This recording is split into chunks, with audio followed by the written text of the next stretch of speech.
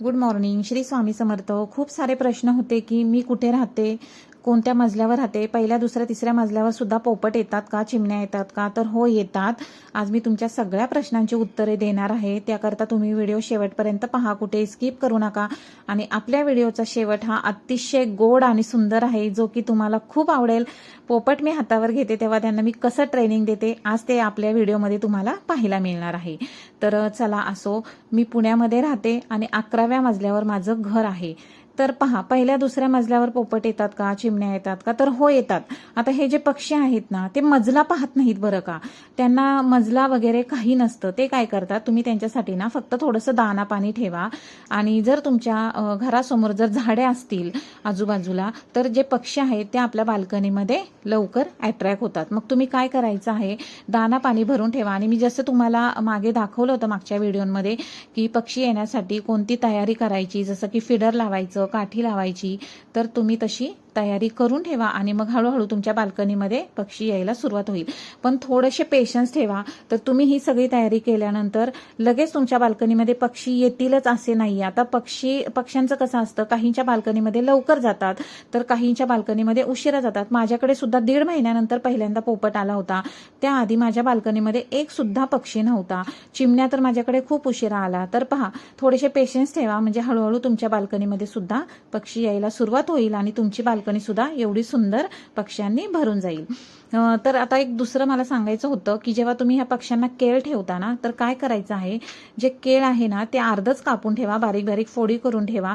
आणि दिवसभर केळ आपल्या बाल्कनीमध्ये ना ठेवू नका. कारण काय आहे की जे केळ आहे ते उन्हाने काळं पडतं, मग त्यानंतर माशा, चिलटं हे सगळं होऊ शकतं. तर तुम्ही फक्त 10 वाजेपर्यंत ज्या बुलबुल साळुंक्या येतात त्यांना ते केळ खाऊ द्या. अर्ध केळ असतं त्यामुळे ते संपून पण जातं, काही राहत नाही.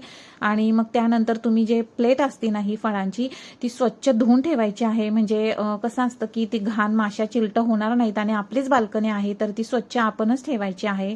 तर चला असो, पाणी पण भरून ठेवायला अजिबात विसरायचं नाहीये. सगळे पक्षी येऊन गेल्यानंतर सुद्धा पाणी बदलायचं आहे. दुसरं पाणी पक्ष्यांसाठी स्वच्छ भरून ठेवा. कारण बऱ्याच वेळा पक्षी ना पाण्याच्या शोधात फिरत असतात आणि त्यामुळे फक्त पाणी पिण्यासाठी येतात, पाणी पितात आणि ते निघून जातात. आणि आज मी तुम्हाला दाखवणार आहे की हे जे पक्षी येतात त्यांच्यासोबत मी कशा गोड गप्पा मारते. तर तुम्हाला पण जर अशा पक्ष्यांसोबत गप्पा मारायच्या असतील, त्यांना तुम्हाला हातावर घ्यायचं असेल, तर तुम्ही व्हिडिओ शेवटपर्यंत पहा. आणि तुम्हाला जर माझे व्हिडिओ आवडत असतील तर नक्की छान छान कमेंट करा, म्हणजे मला पण बरं वाटतं. आणि आता खूप जणांकडे पोपट, चिमण्या यायला लागल्यात बरं का आपले व्हिडिओ पाहून, तर तुमच्या पण बाल्कनीमध्ये नक्की येतील.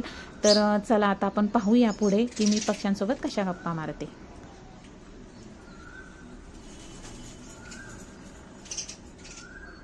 जर तुला शेव आणली आहे,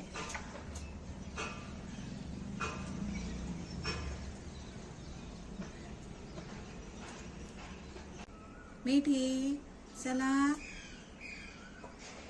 चल बाळा, ये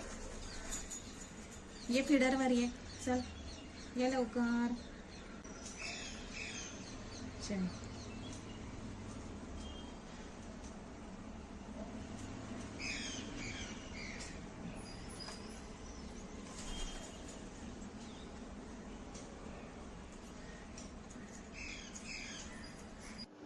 तर असे ह्या पक्ष्यांना खूप प्रेमाने जवळ घ्यावं लागतं, तेव्हा हे पक्षी आपल्या जवळ येतात.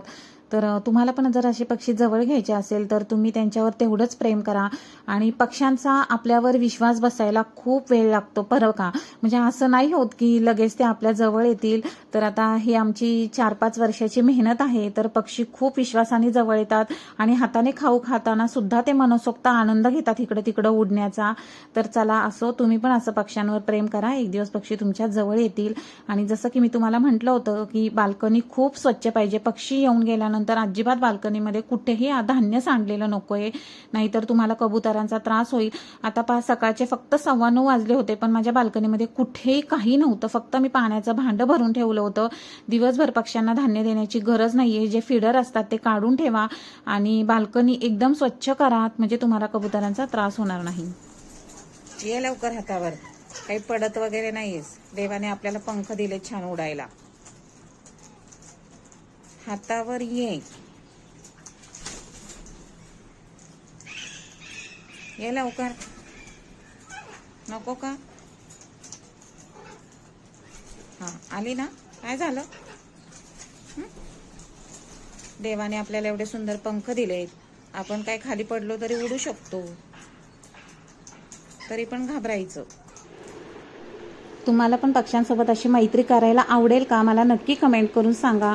आणि जर तुमच्याकडे बाल्कनीमध्ये पक्षी येत असतील, म्हणजे पोपट येत असतील आणि ते तुमच्या जवळ येत नसतील, तर त्यासुद्धा करता मी काही काही टिप देणार आहे, त्या तुम्ही नक्की फॉलो करा. आणि तुम्हाला माझे व्हिडिओ आवडत असतील तर लाईक कमेंट करायला विसरू नका. असंच निसर्गातील पक्ष्यांवर प्रेम करा, म्हणजे एक दिवस तुमची बाल्कनीसुद्धा एवढी सुंदर होईल. तर आपण पुन्हा भेटूया. तोपर्यंत राधे राधे.